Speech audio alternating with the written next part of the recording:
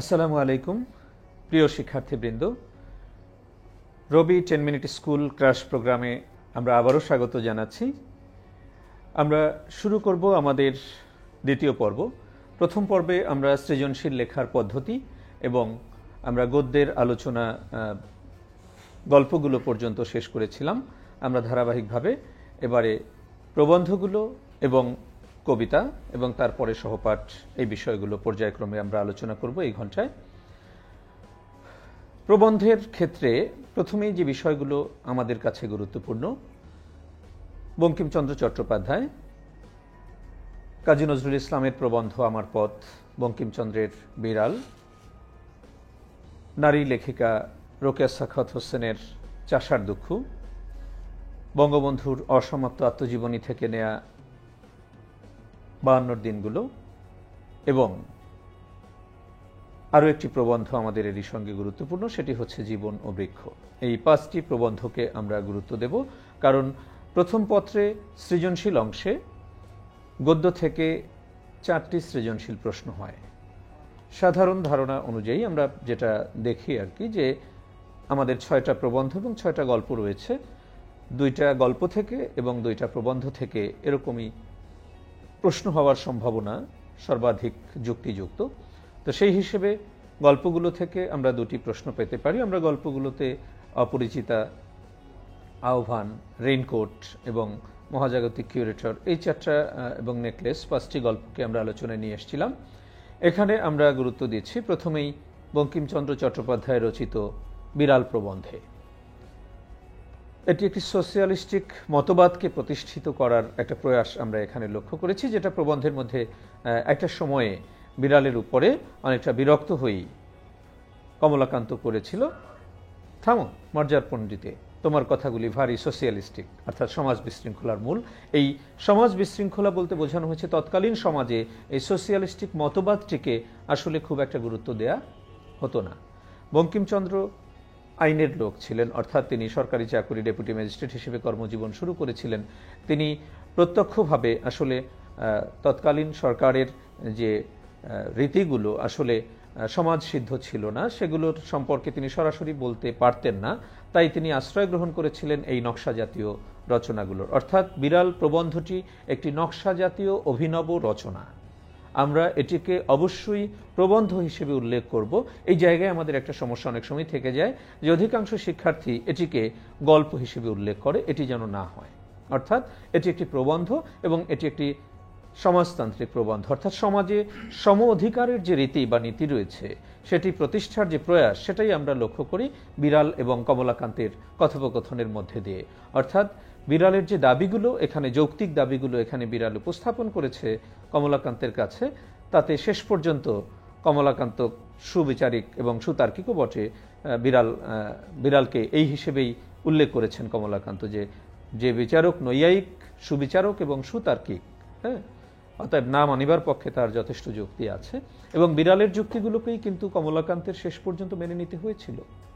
কারণ হচ্ছে বিড়ালের যে যুক্তি ছিল, সমাজে যে বৈষম্য এবং তার পেছনে মূলত দায়ী ছিল আমাদের সামাজিক বৈষম্যমূলক সামাজিক ব্যবস্থা, অর্থাৎ সমাজে ধনী দরিদ্রের যে ভেদাভেদ বা পার্থক্য, সেটি ছিল এই প্রবন্ধের মূল বিষয়। এবং যদি আমরা যে দৃষ্টিভঙ্গির দিক থেকে বিবেচনা করি, আজও সমাজে এই বৈষম্য বিদ্যমান, এবং সেই দিক থেকে বঙ্কিমচন্দ্র চট্টোপাধ্যায়ের এই প্রবন্ধটি তোমাদের জন্য মোস্ট ইম্পর্টেন্ট প্রবন্ধ। এবং এই প্রবন্ধে মূলত দেখানো হয়েছে যে সামাজিক বৈষম্য এবং ধনী দরিদ্রের যে বৈষম্য, পুঁজিবাদী অর্থনীতির যে নেতিবাচক দিকগুলো, সেটাই এই প্রবন্ধের মূল বিষয়বস্তু, যেটাই বারবার ঘুরে ফিরে এসছে।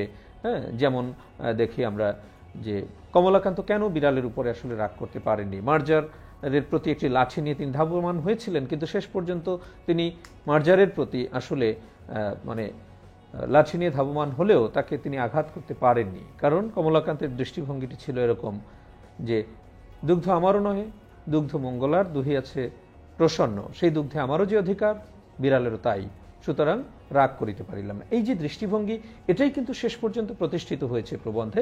অর্থাৎ প্রবন্ধের একদম শেষ ভাগে এসে আমরা ওটাই দেখেছি, যে একটি পতিত আত্মাকে অন্ধকার হইতে আলোকে আনিয়াছি, মোস্ট ইম্পর্ট্যান্ট উদ্ধৃতি, যেটা নিয়ে তোমাদের মধ্যে কনফিউশন, যে পতিত আত্মা বলতে কি বোঝানো হয়েছে।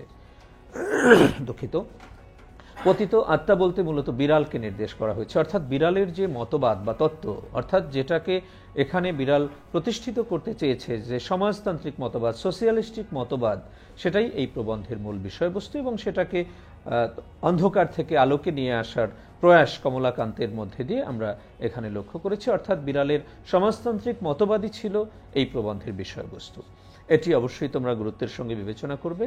প্রবন্ধটির গুরুত্বপূর্ণ যে উদ্ধৃতিগুলো আমাদের মনে রাখতে হবে, যেমন আমি চোর বটে, কিন্তু আমি কি সাধ করিয়া চোর হইয়াছি, খাইতে পাইলে কে চোর হয়। এই যে দৃষ্টিভঙ্গি, অর্থাৎ সামাজিক বৈষম্যের প্রতি ইঙ্গিত প্রদান, সেটার মধ্যে দিয়ে মূলত সম অধিকার প্রতিষ্ঠা। অথবা তারপরের পৃষ্ঠায় যে তেলা মাথায় তেল দেওয়া মনুষ্য জাতির রোগ, অর্থাৎ সামাজিক যে রীতিনীতি বা পদ্ধতি ছিল, সেটি আসলে সমাজের ধনিক শ্রেণী যারা পুঁজিবাদী শ্রেণী, তাদেরকেই প্রতিষ্ঠিত করেছে, এবং পক্ষান্তরে আমরা দেখেছি যে দরিদ্র শ্রেণী আরও অসহায় অনিঃস্ব হচ্ছে এই সমাজ প্রবণতার কারণে বা এই অর্থনৈতিক প্রবণতার কারণে। তাই এটি মোস্ট ইম্পর্টেন্ট প্রবন্ধ তোমাদের জন্য। আমরা চলে যাই পরের প্রবন্ধ, চাষার দুঃখতে নারী লেখিকার। অবশ্যই রোকেয়া সাখাওয়াত হোসেনের প্রবন্ধের একটা বড় দিক হচ্ছে যে রোকেয়া সাখাওয়াত হোসেন শুধু তার প্রবন্ধে সমস্যায় চিহ্নিত করেননি, মূলত তিনি তার প্রবন্ধে যে সমাজের যে সমস্যাগুলো ছিল সেই সমস্যাগুলোকে চিহ্নিত করেছেন, একই সঙ্গে তার সমাধানের ইঙ্গিতও তিনি প্রদান করেছেন। অর্থাৎ চাষার দুঃখ প্রবন্ধে মূলত বর্ণিত হয়েছে তৎকালীন কৃষকের দুঃখ, দারিদ্র্য, হতাশা, বঞ্চনা এবং নিপীড়নের চিত্র আমরা বলতে পারি, এবং এই দুঃখ দুর্দশার পেছনে কে বা কারা দায়ী ছিল। দায়ী ছিল আসলে আমাদের কিছু প্রবণতা। অর্থাৎ লেখিকা এখানে প্রমাণ করেছেন যে বিলেতি সভ্যতা ও সংস্কৃতির প্রতি আমাদের যে অনুকরণ প্রিয়তা, অন্ধ অনুকরণ প্রিয়তা, সেটাই ছিল আমাদের চাষার দুঃখ বা দারিদ্র্যের অন্যতম কারণ। অর্থাৎ কেউ কেউ বলেছিলেন যে ইউরোপের মহাযুদ্ধ সমস্ত পৃথিবীকে সর্বশান্ত করেছে, তো বঙ্গীয় কৃষকের কথা কি? অর্থাৎ এখানে যে বিশ্বযুদ্ধের কথা বলা হয়েছে, যে মহাযুদ্ধের কথা বলা হয়েছে, সেটি প্রথম বিশ্বযুদ্ধ, রোকেয়ার জীবনকালে সংঘটিত বিশ্বযুদ্ধ। কিন্তু প্রথম বিশ্বযুদ্ধ যে আসলে চাষার দারিদ্র্যের পেছনে বিন্দুমাত্র প্রভাব ফেলেনি, সেটি লেখিকা এখানে প্রমাণ করেছেন। তাহলে তিনি প্রমাণ করে দেখিয়েছেন যে এই প্রবন্ধে আমরা চাষার দুঃখ বা দারিদ্র্যের যে চিত্র তিনি এখানে দেখিয়েছেন, যে চরম হতাশার চিত্র, অর্থাৎ পরিধেয় বস্ত্র তিনি জোগাড় করতে পারছেন না, অন্ন জোগাড় করতে পারছেন না, এই যে মৌলিক অধিকারগুলো, তার যে মৌলিক চাহিদাগুলো, সেগুলো তিনি পূরণ করতে পারছেন না, এর পেছনে মূল কারণ ছিল আমাদের বিলাসিতা এবং অনুকরণপ্রিয়তা। অর্থাৎ অন্ধভাবে বিলেতি সভ্যতা ও সংস্কৃতিকে আমরা যে অনুকরণ করেছি, সেটাই ছিল এই প্রবন্ধের বিষয়বস্তু। এবং লেখিকা শেষ প্যারাতে এসে এগুলোর সমাধান দিয়ে গিয়েছেন যে সুশিক্ষা বিস্তারের ব্যবস্থা হওয়া চাই গ্রামে গ্রামে, যে পাঠশালা, চরকা, টেকো, এগুলো যদি আবার আমরা প্রতিষ্ঠিত করতে পারি, এন্ডি কাপড়ের প্রচলন করতে পারি, তাহলেই আমরা আমাদের এই দারিদ্র্যের অভিশাপ থেকে আমাদের চাষারা মুক্তি পেতে পারে বা মুক্ত হতে পারে। এটি ছিল তোমাদের এই প্রবন্ধের গুরুত্বপূর্ণ বিষয়। আমি খুব সংক্ষেপে এগোচ্ছি, কারণ হচ্ছে আমাদের অনেকগুলো টপিক, আরও কবিতাগুলো আমাদের রয়ে গেছে, তারপরে আমরা সহপাঠ নিয়েও কিছু কথা বলবো। তো আমরা চলে যাই আমাদের পরের প্রবন্ধ, যেটি মোস্ট ইম্পর্টেন্ট প্রবন্ধ, কাজী নজরুল ইসলামের আমার পথ প্রবন্ধের বিষয়বস্তু কি আসলে। অর্থাৎ এই প্রবন্ধে কাজী নজরুল ইসলাম এমন এক আমিষ সত্তার জাগরণ প্রত্যাশা করেছেন, যে সত্য এবং ন্যায়ের দ্বারা পরিচালিত হবে, এবং তার দ্বারাই আমরা আসলে স্বাধিকার বা আমাদের যে স্বাধীনতা আদায়ের যে অধিকার, সেই আন্দোলনে আমরা অগ্রসর হতে পারবো। আমাদের সাম্প্রদায়িক চেতনাকে আসলে পেছনে ফেলে একটি অসাম্প্রদায়িক মনোবৃত্তি বা অসাম্প্রদায়িক একটি চেতনা, আমরা চেতনার বহিঃপ্রকাশ ঘটাতে পারবো। হিন্দু মুসলমানের মধ্যে যে প্রধান বিভেদ, সেটিও যে আসলে ধর্মকে কেন্দ্র করে, অর্থাৎ সম্প্রদায়কে কেন্দ্র করে, সেটাকে পেছনে ফেলে আমার পথ প্রবন্ধে কাজী নজরুল ইসলাম এটাই দেখাতে চেয়েছেন যে এমন এক আমার আমি, অর্থাৎ আমরা প্রত্যেকে পরিচালিত হই আসলে আমার আমির দ্বারা। আমার ভেতরে আরেকজন আমি আছেন, যিনি আমার বিবেক সত্তা। আসলে সেই বিবেক সত্তা যদি সত্য এবং ন্যায়ের পথে পরিচালিত হয়, তাহলে আমরা আসলে কাউকেই ভয় করি না, কুর্নিশ করি না, কোনো ভয়ই আমাদেরকে অবদমন করে রাখতে পারবে না। অর্থাৎ আমাদের প্রবন্ধের যে বিষয়বস্তু ছিল, সেটি হচ্ছে যে রাজভয়, লোকভয়, দুটি ভয়ের কথা বলা হয়েছে। রাজভয় হচ্ছে রাজ্য শাসনের যারা করছেন সেই রাজদণ্ডের ভয়, আর একটা হচ্ছে লোকভয় বলতে বোঝানো হয়েছে যে আমাদের মূলত সামাজিক লোকাচারের চাপ। এই দুটি চাপেই কিন্তু আমরা আসলে আমাদের মধ্যে যে সত্য বা সততা ও ন্যায় থাকে সেটি প্রকাশ করতে অনেক সময় কুণ্ঠিত হই বা কুণ্ঠিত বোধ করি। তো সেই ক্ষেত্রে এটা উত্তরণের পথ একটাই, সেটা হচ্ছে নিজেকে সত্য এবং ন্যায়ের পথে পরিচালিত করা। এবং কাজী নজরুল ইসলাম আমার পথ প্রবন্ধে নিজের কর্ণধার আমি নিজেই বলে উল্লেখ করেছেন, এবং এই নিজে পরিচালিত হচ্ছেন কিসের দ্বারা? সত্য এবং ন্যায়ের দ্বারা। যে আপন সত্যকে কুর্নিশ করে অন্য কারোর কাছে সে মাথা নত করে না বা অভিবাদন বা সম্মান প্রদর্শন করে না। যার মনে মিথ্যা সেই মিথ্যাকে ভয় করে, যার ভেতরে মিথ্যা সেই বাইরে ভয় পায়। অর্থাৎ বাইরের যে সামাজিক বা লোকাচারের চাপ রয়েছে সেটাকে তারাই ভয় পায় যার মনের মধ্যে আসলে অন্যায় বা অসত্যের ভয় রয়েছে। তাহলে আমার পথ প্রবন্ধে এখানে মহাত্মা গান্ধী সেই স্লোগানটাই আমাদেরকে দিতে চেয়েছিলেন যে আমি আছি, অর্থাৎ আমার মধ্যে যে সত্তা আছে সেটাকে বোঝানো হয়েছে। কিন্তু আমরা তার স্লোগানটি ভুল বুঝলাম। ভুল বুঝে আমরা দেখলাম আমি আছি না বলে আমরা বলতে লাগলাম গান্ধীজি আছেন। এটাকে বলা হয় পরাবলম্বন। অর্থাৎ আমরা নিজের উপরে নির্ভরশীল না হয়ে আমরা গান্ধীজির উপরে নির্ভরশীল হয়ে পড়লাম। এই পরাবলম্বনই হচ্ছে সবচেয়ে বড় দাসত্ব। এবং এই দাসত্ব থেকে যতদিন আমরা মুক্ত হতে না পারবো ততদিন কোনোভাবেই আমাদের যে স্বাধিকার আদায় বা স্বাধিকার আন্দোলনে আমরা সম্মিলিত প্রয়াস গড়ে তুলতে পারবো না। আমরা সম্মিলিতভাবে ব্রিটিশদের বিরুদ্ধে বিদ্রোহ গড়ে তুলে এই দেশকে আমরা স্বাধীন সার্বভৌম রাষ্ট্র হিসেবে গড়ে তুলতে পারবো না। হিন্দু মুসলমানের মিলনের যে অন্তরায় বা ফাঁকি কোনখানে সেটা দেখিয়ে দিয়ে এর গলদ দূর করাই ছিল লেখকের মুখ্য উদ্দেশ্য। অর্থাৎ হিন্দু মুসলমানের মধ্যে বিরোধ বা অন্তরায় ছিল মূলত সম্প্রদায়কে কেন্দ্র করে। এই সাম্প্রদায়িকতার বিরুদ্ধে যতদিন আমরা আসলে জয়ী হতে না পারবো, আমি যদি আমির দ্বারা আসলে পরিচালিত হতে না পারি, সত্য এবং ন্যায়ের পথে নিজেকে পরিচালিত করতে না পারি, তাহলে কোনো দিনই আমরা মুক্তি লাভ করতে পারবো না। এটি ছিল আমার পথ প্রবন্ধের গুরুত্বপূর্ণ বিষয়। দুঃখিত। আমরা চলে যাই আমাদের পরের প্রবন্ধে। পরের প্রবন্ধ জীবন বৃক্ষ। জীবন বৃক্ষের যে বিষয়টি গুরুত্বপূর্ণ, জীবনকে বৃক্ষের সঙ্গে তুলনা করা হয়েছে কেন? অর্থাৎ একটি জীবনের উদ্দেশ্য কি? মানব জীবনের উদ্দেশ্য হচ্ছে অন্যের কল্যাণে নিজেকে উৎসর্গ করা। অর্থাৎ একজন মানুষ তার জীবন সাধনায়, সমস্ত জীবন এবং কর্মের সাধনায় অন্যের জন্য নিজেকে উৎসর্গ করে দেবে। এটাই হওয়া উচিত প্রত্যেকটি মানুষের প্রকৃত জীবন আদর্শ। জীবন বৃক্ষ প্রবন্ধটি মোতাহার হোসেন চৌধুরী এই দৃষ্টিভঙ্গি থেকেই এই প্রবন্ধটির নামকরণই তিনি করেছেন জীবন ও বৃক্ষ। অর্থাৎ এটা আসলে জীবন রূপ বৃক্ষ, জীবন এবং বৃক্ষের রূপ হবে একই রকম। অর্থাৎ জীবনের যে উদ্দেশ্য, বৃক্ষের সে একই উদ্দেশ্য, প্রকৃতির সে একই উদ্দেশ্য, যেটাই প্রবন্ধে বারবার এসছে যে বৃক্ষের দিকে তাকালে জীবনের তাৎপর্য উপলব্ধি সহজ হয়। কারণ কি? যে বৃক্ষকে জীবন আদর্শের প্রতীক করতে চেয়েছেন কারণ হচ্ছে যে একটি বৃক্ষ যেমন তার জীবন সাধনায় যে ফুল ফল অর্জন করছে, ফুলে ফলে সে পরিপূর্ণ হচ্ছে, এগুলোকে তুলনা করা হয়েছে মানুষের সৃষ্টি কর্মের সঙ্গে। অর্থাৎ একজন মানুষ তার সমস্ত জীবন সাধনায় যা কিছু সৃষ্টি করে তার সব কিছুই সে উৎসর্গ করবে একটি বৃক্ষের মতো মানুষের কল্যাণের জন্যে, মানুষের মঙ্গলের জন্যে। একটি বৃক্ষ বা পুরো প্রকৃতি যেভাবে নিজেকে উৎসর্গ করে আসছে যুগ যুগ ধরে মানুষের কল্যাণের জন্যে, সেটাই এই প্রবন্ধের মূল বিষয়বস্তু। রবীন্দ্রনাথের বিরোধিতাও তিনি এই প্রবন্ধে করেছেন, কারণ রবীন্দ্রনাথ জীবনকে প্রথমত দুটি বিষয়ের সঙ্গে তুলনা করেছিলেন। একটা হচ্ছে নদীর গতি এবং ফুলের ফোঁটার সঙ্গে, এরপরে তিনি সাদৃশ্য খুঁজে পেয়েছেন মূলত নদীর গতির সঙ্গে। তাহলে এখানে তোমাদের একটা প্রশ্ন, কিন্তু গুরুত্বপূর্ণ প্রশ্ন থেকে যায়। অনেক সময় আমরা প্রশ্ন করি যে কবি রবীন্দ্রনাথ জীবনকে কিসের সঙ্গে তুলনা করেছেন? তোমরা সরাসরি বলে দাও যে নদীর গতির সঙ্গে। এইখানে কিন্তু একটু গ্যাপ থেকে যায়। তুলনা করেছিলেন দুটির সঙ্গেই, নদীর গতি এবং ফুলের ফোঁটা, কিন্তু শেষ পর্যন্ত তিনি সাদৃশ্য খুঁজে পেলেন নদীর গতির সঙ্গে। তাহলে এই জায়গায় একটু ভাষাগত পরিবর্তন কিন্তু তোমাকে আনতে হবে লেখার মাধ্যমে, বা এটা যদি এমসিকিউতে কখনো আসে। তাহলে সেই যুক্তিকেও মোতাহার হোসেন চৌধুরী খণ্ডন করেছিলেন যে না, রবীন্দ্রনাথ যদি অন্তর্চক্ষু দিয়ে দেখতেন, চর্মচক্ষুকে বড় না করে, তাহলে তিনি হয়তো এই বৃক্ষের বেদনাও উপলব্ধি করতে পারতেন। কারণ মোতাহার হোসেন চৌধুরী দেখিয়েছেন যে বৃক্ষের নদীর চলার সঙ্গে যদিও জীবনের সাদৃশ্য রয়েছে, কিন্তু সেটাই যতটা স্পষ্ট হয় তার চেয়ে ফুলের ফোঁটার মধ্যে দিয়ে সেটি আরও বেশি স্পষ্ট হয়ে ওঠে। কারণ নদীর কোনো অর্জন বলতে কিছু নেই, কারণ সে সমুদ্রে ধাবিত হয়, সমুদ্রের দিকে সে অগ্রসর হয়, শেষ পর্যন্ত নিজেকে সে হয়তো সমুদ্রে নিজেকে যে সঁপে দেয়, সেটাকে বলেছেন সে তো প্রাপ্তি নয়, আত্মবিসর্জন। কিন্তু একটা বৃক্ষ যখন ফুলে ফলে পরিপূর্ণ হয়, তখন আমাদের বলতে ইচ্ছে হয় এই তো সাধনার সার্থকতা। এই যে অভিব্যক্তি, অর্থাৎ একটি বৃক্ষ যে তার সমগ্র জীবন সাধনাকে উৎসর্গ করে মানুষের কল্যাণের জন্য, ঠিক তেমনি মানুষও তার জীবন এবং কর্মের সাধনা দিয়ে সে মানুষের কল্যাণে নিজেকে উৎসর্গ করবে।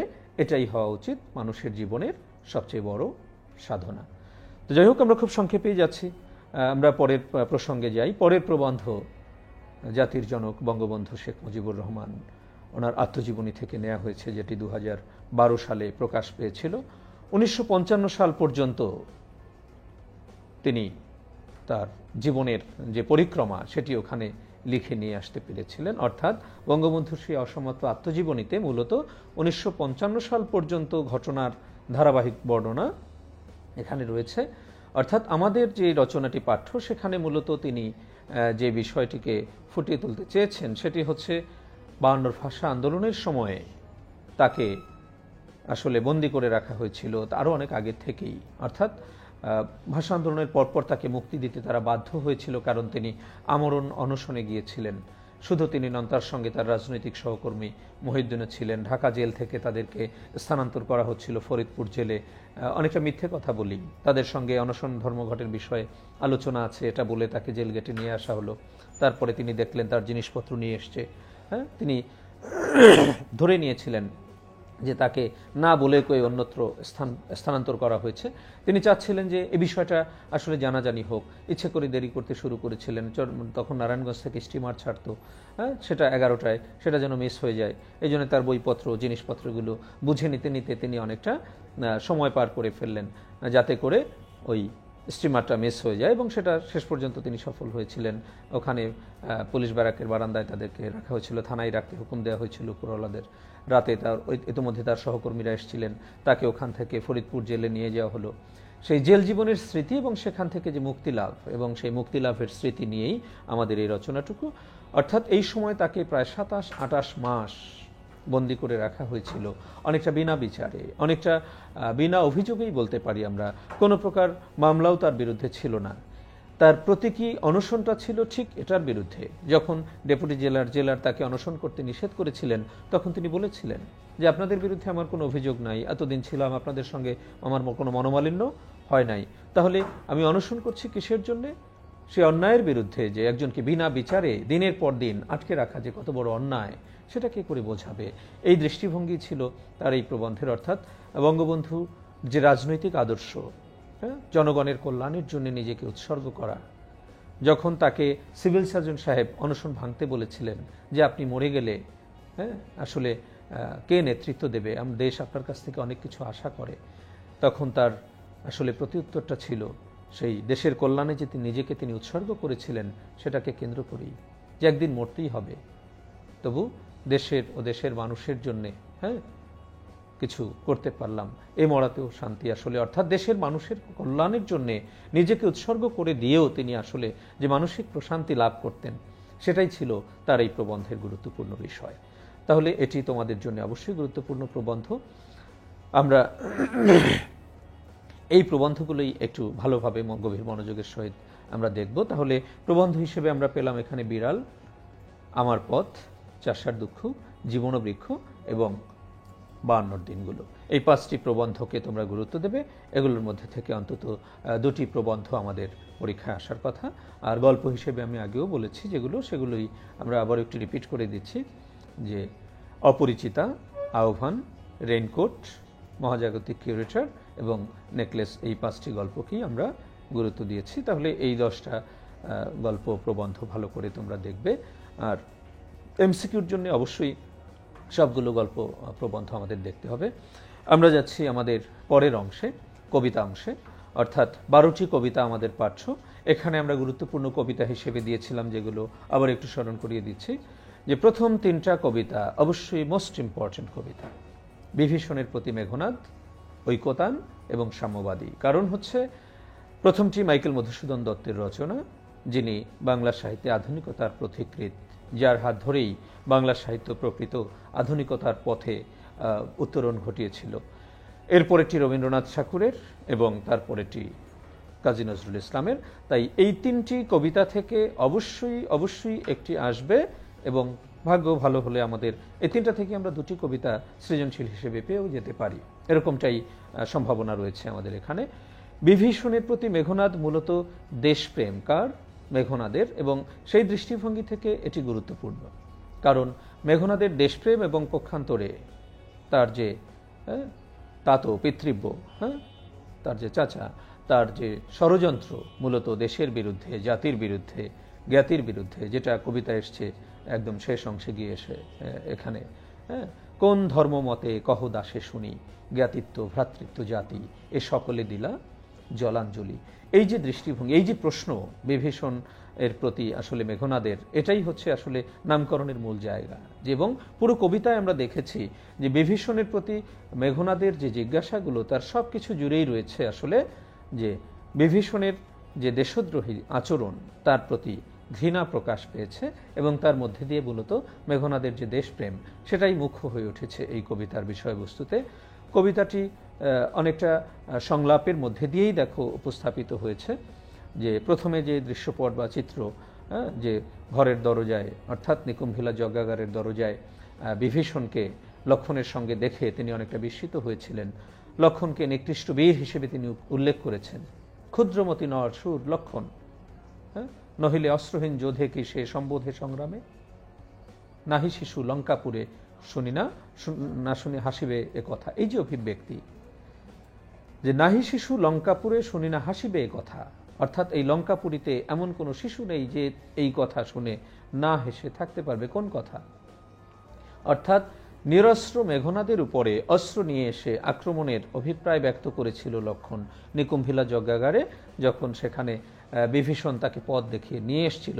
এখানে এসে নিরস্ত্র মেঘনাদের উপরে অস্ত্রসহ আক্রমণের যে মনোবাঞ্ছা প্রকাশ করেছিল লক্ষণ, সেটার জবাব দিতে গিয়েই কিন্তু মেঘনাদের এই উচ্চারণগুলো। অর্থাৎ পুরো কবিতায় আমরা 5টি সংলাপ দেখতে পাই আসলে, 2টা বিভীষণের এবং 3টা মেঘনাদের। যেমন প্রথমেই মানে লক্ষণকে দেখে এখানে দেখো চাচাকে উদ্দেশ্য করেই কিন্তু কথাগুলো সে বলেছিল। কিন্তু নাহি গঞ্জি তোমা গুরুজন তুমি পিতৃতুল্য, ছারদার যাব অস্ত্রাগারে পাঠাইব রামানুজে সমন ভবনে। এই যে অভিব্যক্তি, অর্থাৎ তাকে সে স্মরণ করে দিচ্ছিল, হায় তা তো উচিত কি তব এ কাজ, কোন কাজ? নিকষা সতী তোমার জননী, সহোদর রক্ষশ্রেষ্ঠ, শুলি শম্ভনী কুম্ভকর্ণ, ভ্রাতৃপুত্র বাসব বিজয়ী। তারপরে দেখো বলছে, চণ্ডালে বসাওয়ানি রাজার আলোয়, নিজ গৃহপথ তা তো দেখাও তস করে। এই যে অভিব্যক্তি, এর মধ্যে দিয়ে মূলত সে চাচাকে বোঝাতে চেয়েছিল যে একটি বীর বংশে জন্মগ্রহণ করে এই কাজ তুমি কি করে করলে, তুমি চোরকে ঘরের পথ দেখিয়ে দিচ্ছ। এটা মোস্ট ইম্পর্টেন্ট কবিতা তোমাদের জন্য অবশ্যই। এরপরে দেখো, শুধু বিভীষণ এর উত্তরে বলেছিল বৃথায় সাধনাধিমান। কোন সাধনা? যে সারদার যাব অস্ত্রাগারে পাঠাইব রামানুজে সমন ভবনে, লঙ্কার কলঙ্ক আজি ভঞ্জিব আহবে। অর্থাৎ লঙ্কার কলঙ্ককে সে যুদ্ধ দ্বারা বিনাশ করে তাকে পাঠিয়ে দিতে চেয়েছিল জমালয়ে, জমের ঘরে। তখন মেঘনাদকে এই প্রশ্নের উত্তরে গিয়ে বিভীষণ বলল, বৃথায় সাধনাধিমান, অর্থাৎ হে ধী সম্পন্ন বীর ব্যক্তিত্ব, তোমার এই সাধনা ব্যর্থ, কারণ আমি জীবিত থাকতে সেটা হতে পারে না। রাঘব দাস আমি কি প্রকারে তাহার বিপক্ষ কাজ করিব রক্ষিতে অনুরোধে। অর্থাৎ তোমার এই অনুরোধ রাখতে গিয়ে তুমি অস্ত্র নিয়ে এসে লক্ষণকে হত্যা করবে, সেটা আমি হতে দিতে পারি না। এবং এরপরে দেখো, এটা শুনে বিভীষণকে উদ্দেশ্য করে মেঘনাদ কি বলেছিল, হে পিতৃব্য তব বাক্য ইচ্ছি মরিবারে। অর্থাৎ তোমার বাক্য শুনে আমার ইচ্ছে হচ্ছে আমি মরে যাই। রাঘবের দাস তুমি কেমন এ মুখে আনিলে কথা? অর্থাৎ তুমি রাঘবের দাস, কি করে তুমি এই কথাটি মুখে আনলে? এই যে অভিব্যক্তি, এখানে দেখো মেঘনাদের যে দেশপ্রেম পক্ষান্তরে, যে তুমি জ্ঞাতিত্ব জাতিত্ব ভ্রাতৃত্ব, যেটা আমরা একটু আগে উল্লেখ করেছিলাম, এটা ভুলে গিয়ে সেখানে সে উপমা দিয়ে বুঝিয়েছিল যে কে বা সে অধম রাম, অর্থাৎ জনম তব কোন মহাকুলে, কোন মহাগৌরবজনক বংশে তোমার জন্ম, আর সে অধম রামকে, যে যার জন্য তুমি নিজেকে তার দাস হিসেবে আখ্যা দিচ্ছ। অর্থাৎ এখানে সে 3টি উপমা দিয়ে বুঝিয়েছিল যে প্রথমত যে তোমার বিভীষণকে এখানে সে দেখাতে চেয়েছে যে তোমার জন্ম একটি গৌরবজনক বংশে, যেমন করে আকাশের মানে কপালে চাঁদের যে অবস্থান, পরীর ভূতলে শশী যান গড়াগড়ি ধুলায়, অর্থাৎ সেই আকাশের চাঁদ কি কখনো ধুলায় পড়ে গড়াগড়ি যায় কিনা, যে চাঁদের অবস্থান অত্যন্ত সৃষ্টিকর্তা যাকে অত্যন্ত উচ্চ স্থানে স্থাপন করেছেন। এরপরে দেখো বলছে যে শেষের দিকে এসে আমরা যদি যাই কবিতায়, যে নিজ গৃহপথ তা তো দেখাও তাস করে, এর সূত্র ধরেই দেখো আমরা শেষের দিকে যদি যাই, যখন এই কথাগুলো তাকে বলছিলেন, যে আবারও দ্বার ছাড়ার আমন্ত্রণ জানালেন, অস্ত্র নিয়ে এসে মেঘনাদ তাকে যে তব জন্মপুরে তা তো পদার্পণ করে বনবাসী, তোমার জন্মপুরীতে কি করে এই বনবাসী পা রাখে। অর্থাৎ এখানে মেঘনাদের যে দেশপ্রেম, সেটাই সবচেয়ে বড় বিষয় এই কবিতার ক্ষেত্রে। আমরা যাই একটু সামনের দিকে, যে শেষের দিকে আত্মপক্ষ সমর্থন করে যখন বিভীষণ মেঘনাদকে উদ্দেশ্য করে বলল, নাহি দোষী আমি বৎস বৃথা ভৎস মোড়ে, তুমি বৃথাই আমায় ভর্ৎসনা বা তিরস্কার করছো, তখন দেখো সে কি বলেছিল, যে নিজ কর্ম দোষে মজাইলা এ কনক লঙ্কা, অর্থাৎ নিজের কর্মদোষে এই কনক লঙ্কাকে বিপদগ্রস্ত করেছে রাজা নিজে, এবং সে এই স্বর্ণলঙ্কাকে বিপদগ্রস্ত করেছে। তখন দেখো যে পরদোষে কে চাহে মজিতে, তখন বিভীষণ গর্জন করে উঠল, রসিলা বাসব ত্রাস, সেই বাসবের ত্রাস গর্জন করে উঠে কি বলেছিল,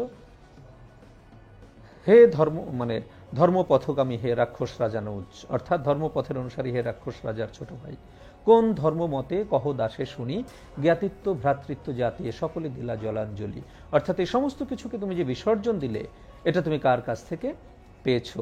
এই যে দৃষ্টিভঙ্গি, এটার মধ্যে দিয়েই দেখো মেঘনাদের যে দেশপ্রেম, সেটাই কিন্তু প্রকাশ পেয়েছে। অর্থাৎ একদম লাস্ট দুটি লাইন মোস্ট ইম্পর্টেন্ট তোমাদের জন্য, সেটা হচ্ছে গতি যার নিজ সহ নিজ সে দুর্মতি, অর্থাৎ যার গমনাগমন চলাফেরা নিচুদের সঙ্গে, সেও নিচাত্তা হয়ে যায়। এটা মোস্ট ইম্পর্টেন্ট কবিতা তোমাদের জন্য। বিভীষণের প্রতি মেঘনাদ অবশ্যই গুরুত্ব দিয়ে পড়বে, এটা দেশপ্রেম নিয়ে যেহেতু, অতএব গুরুত্বপূর্ণ বিষয়।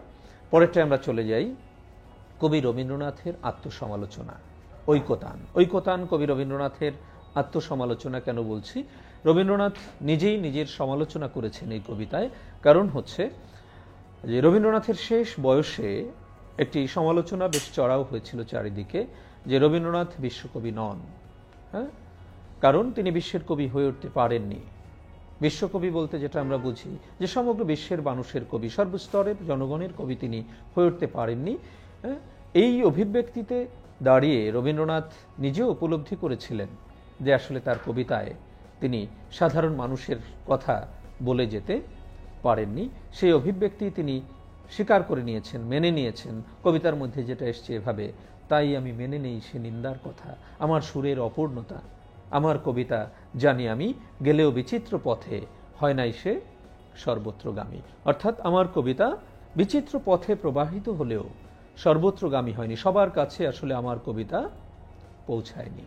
এই যে অভিব্যক্তি, সেটাই ছিল এই কবিতার বিষয়বস্তু, যেটায় আমরা দেখি যে প্রথম অংশে কবি রবীন্দ্রনাথ তার জ্ঞানের অপূর্ণতার কথা স্বীকার করে নিয়েছেন।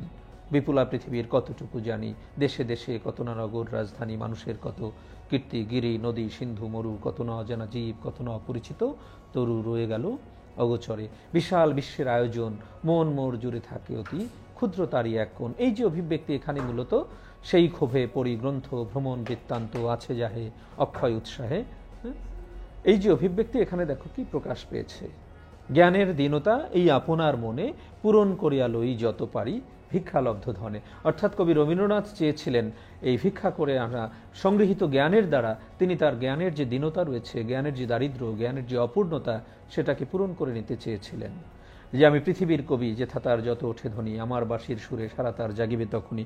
অর্থাৎ পৃথিবীর কবি হিসেবে, বিশ্বকবি হিসেবে তার উচিত ছিল সর্বস্তরের মানুষের কথাই তার কবিতায় প্রকাশ করা, কিন্তু সেটি আসলে রবীন্দ্রনাথের দ্বারা সম্ভব হয়নি। কারণ কি, দেখো তিনি নিজেই স্বীকার করেছেন, বাধা হয়ে আছে মোর বেড়াগুলি, জীবনযাত্রার, অর্থাৎ তার যে জীবন প্রণালী, জীবনযাত্রার চারিদিকে যে বাধা প্রতিবন্ধকতা, অর্থাৎ জমিদারি প্রথার বাধার কারণে তিনি সাধারণ মানুষের সঙ্গে মিশতে পারেননি। এরপরে তিনি নোবেল পুরস্কার লাভ করলেন 1913 খ্রিস্টাব্দে। এরপরে তার চারিদিকে আরও একটি বড় দেয়াল তৈরি হলো, সেটা হলো তিনি তখন অভিজাত মানে বিশ্বের অভিজাত শ্রেণীর মানুষ হয়ে গেলেন। তখন তার সাক্ষাৎ পাওয়াই আসলে সাধারণ মানুষের জন্য, যে দরিদ্র জনতা তো দূরে থাক, সাধারণ মানুষের জন্যই সেটি দুরূহ হয়ে পড়েছিল। এবং তখন এই যে বেড়াগুলির কথা তিনি উল্লেখ করেছেন, এক হচ্ছে জমিদারি প্রথার বাধা বা বেড়া, দ্বিতীয়ত মূলত তার যে নোবেল পুরস্কার প্রাপ্তি সেটি। এবং সেখানে দাঁড়িয়েই দেখো রবীন্দ্রনাথ স্বীকার করেছেন তার সেই সুরের অপূর্ণতা, যে মাঝে মাঝে গেছি আমি ওপাড়ার প্রাঙ্গণের ধারে। কোন পাড়ার? যাদের সঙ্গে তিনি মিশতে পারেননি, কাদের কথা বলেছেন? চাষি খেতে চালাইছে হাল, তাঁতি বসে তাঁত বনে, জেলে ফেলে জাল, বহুদূর প্রসারিত এদের বিচিত্র কর্মভার। অর্থাৎ কবি রবীন্দ্রনাথ স্বীকার করেছেন যে জেলে, তাঁতি, মাঝি, এই যে বিচিত্র মানুষের, মানে নিম্ন শ্রেণীর মানুষের, অন্তজ শ্রেণীর ব্রাত্য জনতা যাকে আমরা বলি, তাদের জীবন কর্মের উপরে পৃথিবী নির্ভরশীল হয়ে আছে, পৃথিবী অগ্রসর হচ্ছে, কিন্তু তাদের সঙ্গে তিনি মিশতে পারেননি। সমাজের উচ্চ মঞ্চে বসেছি সংকীর্ণ বাতায়নে। এই যে সংকীর্ণ বাতায়ন বলতে তার যে জনবিচ্ছিন্নতা, সাধারণ মানুষের থেকে তিনি যে বিচ্ছিন্ন হয়ে তিনি মূলত নিজেকে বিচ্ছিন্ন করে রেখেছিলেন বেড়ার কারণে, জীবন প্রতিবন্ধকতার কারণে, তার জীবনের চারিদিকের বেড়ার কারণে, সেটাই দেখো তিনি স্বীকার করে নিয়েছেন যে মাঝে মাঝে গেছে। অর্থাৎ তার সাহিত্য নিয়ে তিনি সাধারণ মানুষের দৌড়ে বা দরজায় পৌঁছতে পেরেছিলেন খুব সামান্যই। মাঝে মাঝে তিনি সেই চেষ্টা করেছেন, কিন্তু সেটা দেখো ব্যর্থ হয়েছে।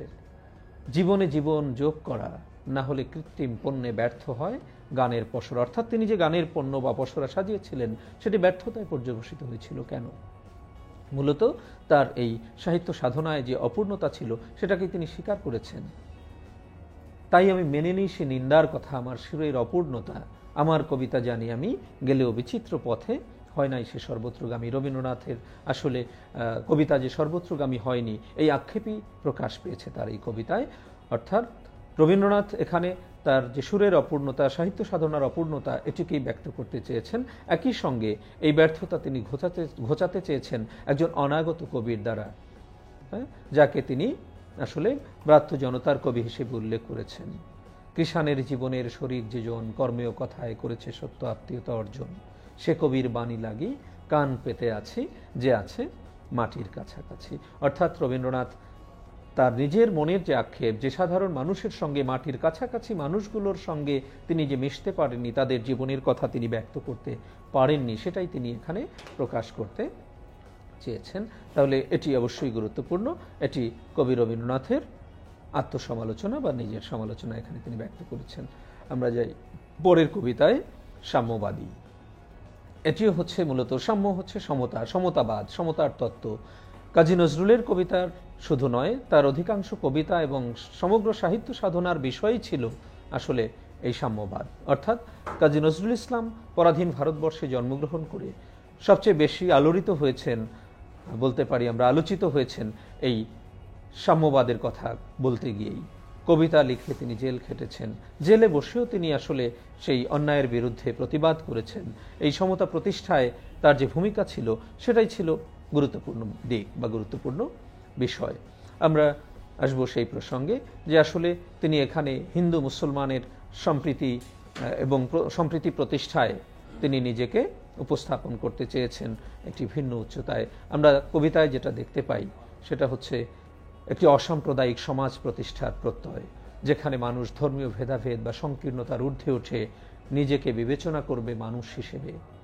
মানুষ ধর্মের চেয়ে যে বড় কিছু নেই, সেটাই হৃদয় ধর্মকেই সবচেয়ে বড় ধর্ম হিসেবে তিনি এখানে দেখতে চেয়েছেন। যে মিথ্যা শুনিনি ভাই, এই হৃদয়ের চেয়ে বড় কোনো মন্দির কাবা নাই। এই যে অভিব্যক্তি, সেটাই উক্তির মধ্যে দিয়ে, উক্ত কবিতার মধ্যে দিয়ে তিনি প্রকাশ করতে চেয়েছেন। যে তোমার হৃদয় বিশ্ব দেউল, এই যে বিশ্ব দেউল, বিশ্ব মন্দির হিসেবে হৃদয়কে তিনি স্থান দিয়েছেন। কেন খুঁজে ফেরো দেবতা ঠাকুর মৃত পুঁথি কঙ্কালে, হাসিছেন তিনি অমৃত হিয়ার নিভৃত অন্তরালে। এই যে লাইনগুলো মোস্ট ইম্পর্টেন্ট লাইন, এবং এখানে বারবার যে কথাটি ধ্বনিত হয়েছে সেটি হচ্ছে মূলত সাম্যবাদ বা সমতাবাদ, অর্থাৎ সম অধিকার, হিন্দু মুসলিম নির্বিশেষে সবাই সমান অধিকার ভোগ করবে, কোনো ধর্মীয় ভেদ বা পার্থক্য যেন আমাদের মধ্যে না থাকে, ধর্মীয় ভেদের বিষয়টি যেন আমাদের কাছে বড় হয়ে না দাঁড়ায়, মানুষ বা মানুষের হৃদয়ই যেখানে আসলে প্রধান বিষয়বস্তু হয়ে ওঠে, অর্থাৎ এই মানবতার আহ্বানই এই কবিতার বিষয়বস্তু। তাহলে তিনটি কবিতাই মোস্ট ইম্পর্টেন্ট কবিতা, কারণ হচ্ছে একটি দেশপ্রেম এবং সেটি মাইকেল মধুসূদন দত্তের রচনা, আরেকটি রবীন্দ্রনাথের আত্মসমালোচনা, রবীন্দ্রনাথের কবিতা হিসেবে এটি মোস্ট ইম্পর্টেন্ট, এবং নজরুলের আরেকটি কবিতা। তাহলে তিনটি কবিতা থেকে অবশ্যই ইনশাআল্লাহ আমরা একটি পেয়ে যাব সৃজনশীল হিসেবে, আর ভাগ্য ভালো হলে আরও একটা বেশিও পেয়ে যেতে পারি। আমরা পরের ধাপে যদি যাই, সেখানে দুইটা কবিতা অন্তত আমাদের মোস্ট ইম্পর্টেন্ট, সেটা হচ্ছে তাহারই পরে মনে, সুফিয়া কামালের অতীত স্মৃতি রোমন্থনের কবিতা বলতে পারি আমরা, যে অতীতে তিনি আটকে ছিলেন বলে, অতীতের একটি গভীর দুঃখবহ স্মৃতি আসলে তার জীবনে ছিল বলে তিনি বর্তমানের সৌন্দর্যকে বরণ করে নিতে পারেননি। বিষয়টি ঋতুর প্রতীকী চিত্রে তিনি এখানে উপস্থাপন করেছেন অত্যন্ত নাটকীয় ভঙ্গিতে, অর্থাৎ এই জন্যই কিন্তু কবিতাটিকে বলা হয়ে থাকে যে এটি নাটকীয় গুণ সম্পন্ন কবিতা। কেন এটিকে নাটকীয় গুণ সম্পন্ন কবিতা বলে? হ্যাঁ, কারণ এখানে একটি সংলাপধর্মী বৈশিষ্ট্য রয়েছে, যেটা কবিতার শেষে পাঠ পরিচিতি তুমি পেয়েছো, যে গঠন রীতির দিক থেকে এটি একটি সংলাপ নির্ভর কবিতা। কেন এটি আসলে নাটকীয় গুণ সম্পন্ন? সেটার মূল কারণ হচ্ছে এটা, অর্থাৎ নাটকের প্রধান বৈশিষ্ট্য কি? নাটক হচ্ছে সংলাপ প্রধান শিল্পকর্ম।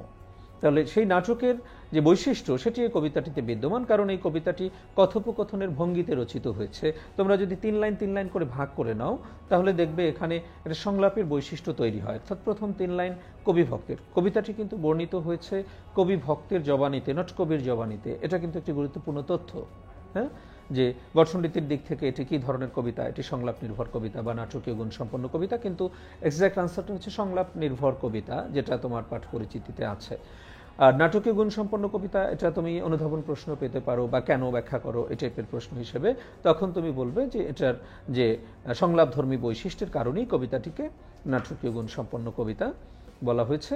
3 লাইন করে মোট 30 লাইনের কবিতা যদি আমরা সংলাপে ভাগ করে নেই, তাহলে তোমার কবি ভক্তের জবানিতে কবিতাটি বর্ণিত হয়েছে, কবি ভক্ত কবিকে প্রশ্ন করছেন, তিনি উত্তর দিচ্ছেন। পুরো কবিতা জুড়ে আসলে বসন্তের যে চিত্র সেটাই উপস্থাপিত হয়েছে, আর এর মধ্যে দিয়ে মূলত শেষের দিকে এসে তিনি শীতের রিক্ততার ছবিও আঁকতে ভোলেননি, বা সেই চিত্রকেও ফুটিয়ে তুলতে চেয়েছেন, এবং সেখানে মূলত কবি হৃদয়ের যে শূন্যতা বা হাহাকার, সেটা ওই পরিস্থিতির মধ্যে দিয়ে বা ওই অভিব্যক্তির মধ্যে দিয়ে প্রকাশ পেয়েছে।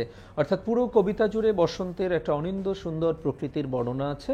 শেষ 3 লাইনে এসে, অর্থাৎ কবিভক্ত বারবার কবিকে প্রশ্ন করেছেন এবং তিনি যে উত্তর দিয়েছেন তাতে তিনি আসলে সন্তুষ্ট হতে পারেননি, যে হে কবি নীরব কেন, ফাগুন যে এসেছে ধরায়, বসন্তে বরিয়া তুমি লবে নাকি তব বন্দনায়, অর্থাৎ তুমি কি বসন্তকে বরণ করে নেবে না তোমার বন্দনার দ্বারা।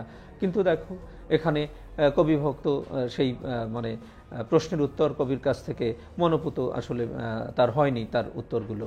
হ্যাঁ, যে দক্ষিণ দুয়ার গেছে খুলি, বাতাবি নেবুর ফুল ফুটেছে কি আমের মুকুল, দক্ষিণা সমীর তার গন্ধে অধীর আকুল হয়েছে কিনা, এই জাতীয় অভিব্যক্তিগুলো তিনি প্রকাশ করেছেন। বারবার কবিভক্ত তাকে প্রশ্ন করেছেন, তিনি যে উত্তর দিয়েছেন তাতে তিনি সন্তুষ্ট হতে পারেননি, যে নাই হলো না হোক এবারে আমারে গাহিতে গান, বসন্তেরে আনিতে বরিয়া রহেনি, সে এসেছে তা ফাগুনে সরিয়া, সে ফাগুনকে স্মরণ করে তবেই প্রকৃতিতে বসন্ত এসছে, আমার দ্বারা বসন্তের বন্দনা গান না হয় নাই রচনা হলো। কিন্তু তাতেও দেখো কবিভক্ত সন্তুষ্ট হতে পারেননি, তিনি তাকে প্রশ্ন করেছেন আবারও, হ্যাঁ, যে কি নিয়ে প্রশ্ন করেছেন, যে ওই একই অভিব্যক্তি, যে কেন তুমি আনমনে এরকম উদাসীন হয়ে বসে আছো, হ্যাঁ, কেন তুমি বসন্তকে উপেক্ষায় ঋতুরাজে কেন কবি দাও তুমি ব্যথা।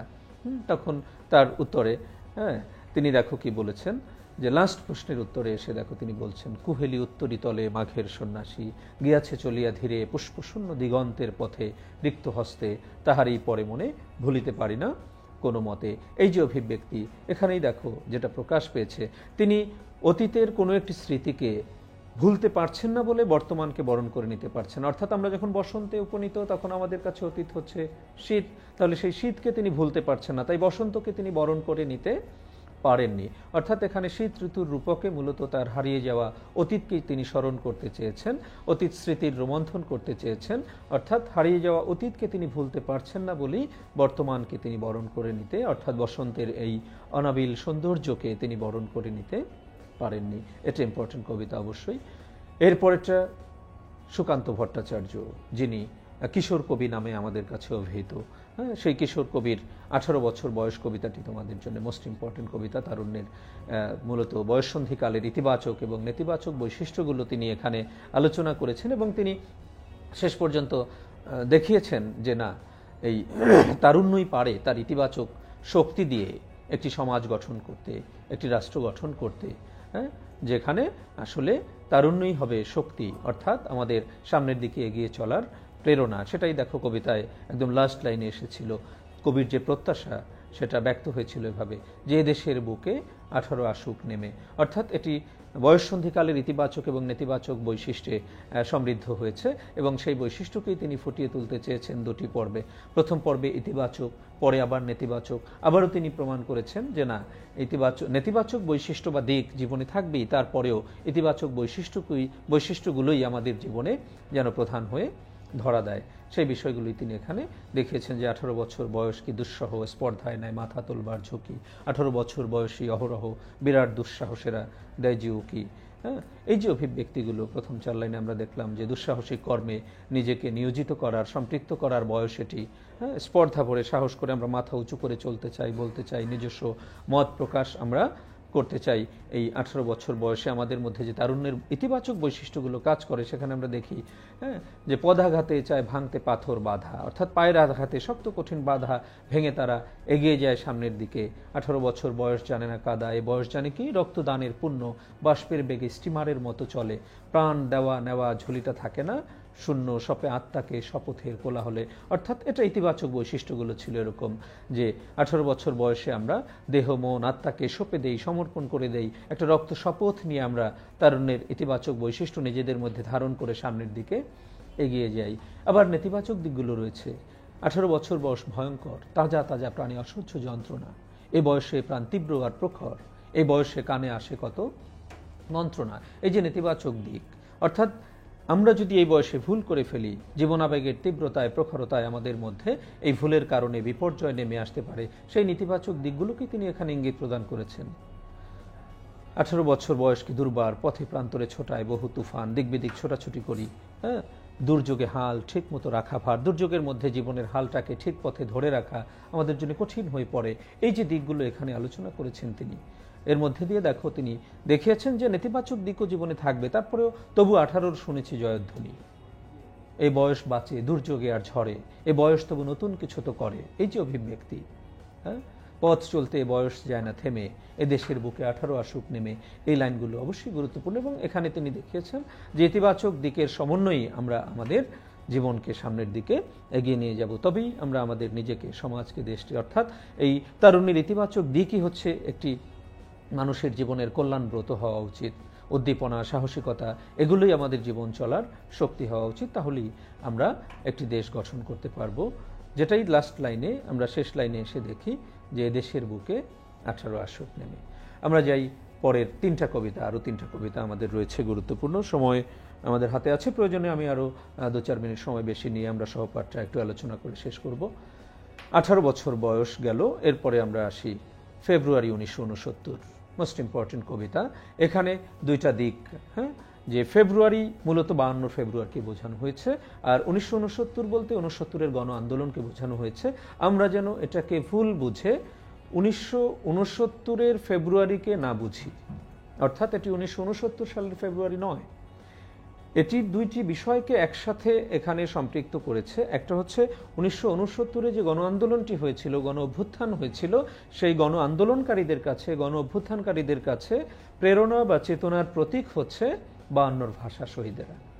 সেই ক্ষেত্রে কবিতাটির নামকরণ করা হয়েছে ফেব্রুয়ারি 1969। তাহলে ফেব্রুয়ারি বলতে এখানে আমরা ধরে নিচ্ছি 1952 সালের ভাষা আন্দোলনের ফেব্রুয়ারিকে, এবং 1969 বলতে বোঝানো হচ্ছে দুঃখিত 69-এর যে গণ আন্দোলন বা গণ অভ্যুত্থান ছিল সেই বিষয়টিকে।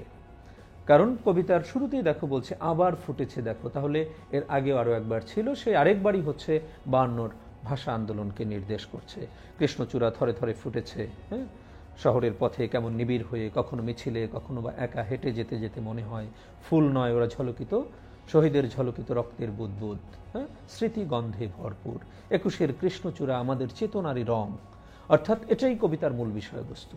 যে একুশকে এখানে প্রতিবাদী চেতনার, সংগ্রামী চেতনার প্রতীক হিসেবে উপস্থাপন করা হয়েছে, বা কবি এখানে এই কবিতায় উপস্থাপন করেছেন মূলত একুশের কৃষ্ণচূড়াকে, অর্থাৎ একুশের সেই 52 ভাষা আন্দোলনের 21শে ফেব্রুয়ারি ছিল আমাদের পরবর্তী সমস্ত আন্দোলন সংগ্রামের চেতনা বা প্রেরণার প্রতীক।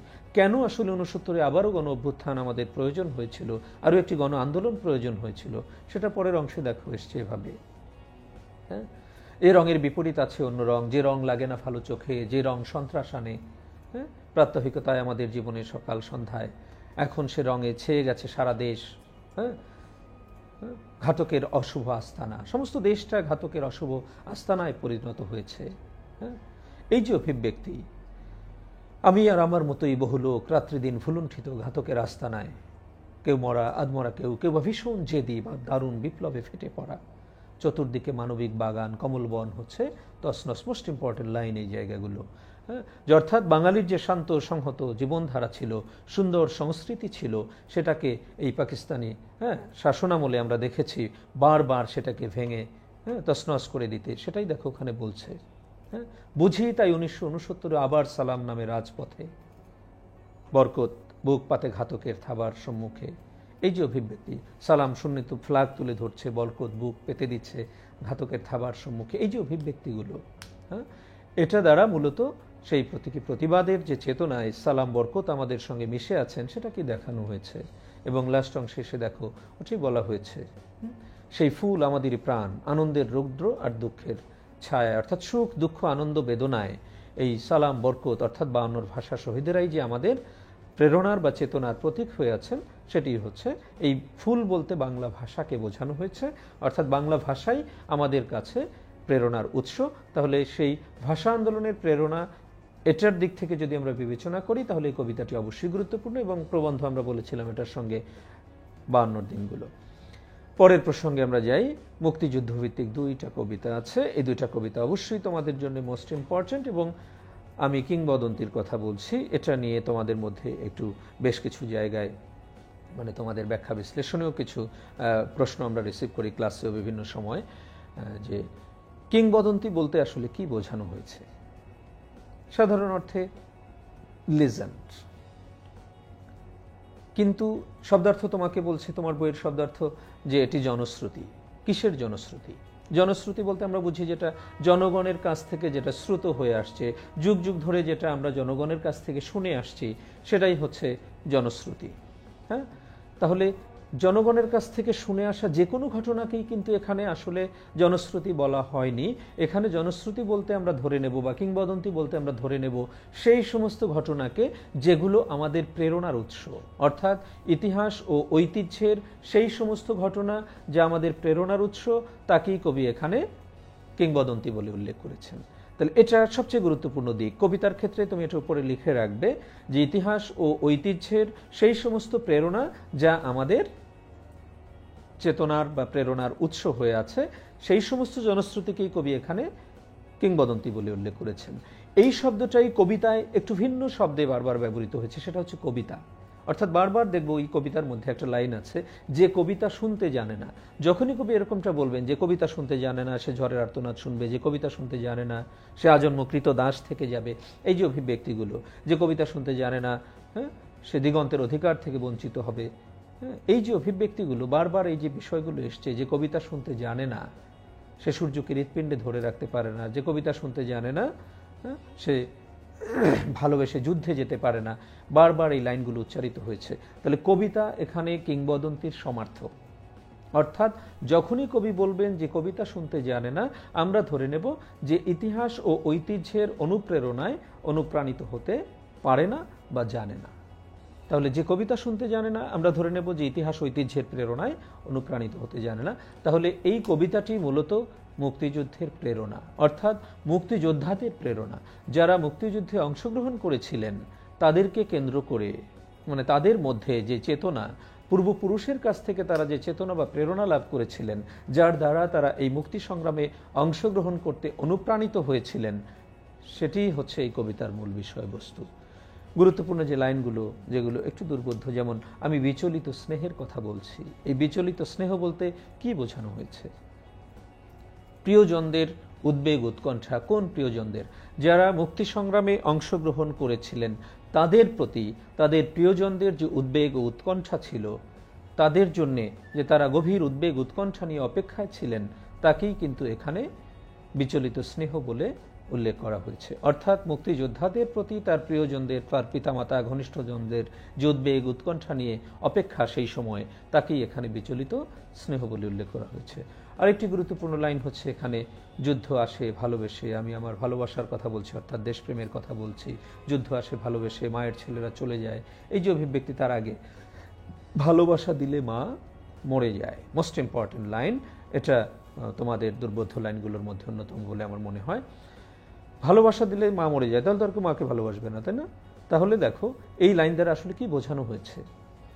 অর্থাৎ যুদ্ধ এমন একটা পরিস্থিতির সম্মুখীন আমাদের করে, বা এমন একটা পরিস্থিতির সামনে আমাদেরকে দাঁড় করিয়ে দেয়, যেখানে আমাদের দুই মায়ের, এক মাকে আমরা বেছে নিতে পারি, আরেক মাকে আমাদের হয়তো চোখের সামনে হারাতে হয়।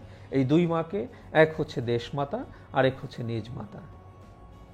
ভালোবাসা দিলে মা মরে যায়, অর্থাৎ যদি আমরা ওই সময় মায়ের ভালোবাসাকে আঁকড়ে ঘরে পড়ে থাকতাম, তাহলে দেশমাতৃকার মৃত্যু ঘটত, দেশমাতৃকা পরাধীন থাকতো, তাহলে এটা দেশের মৃত্যু। আবার অনেকে যারা যুদ্ধে গিয়েছিলেন দেশমাতৃকাকে বাঁচাতে, দেশের মাতৃভাষার সংগ্রামে অংশগ্রহণ করতে, তারা ফিরে এসে অনেকেই নিজ মাকে জীবিত অবস্থায় পাননি।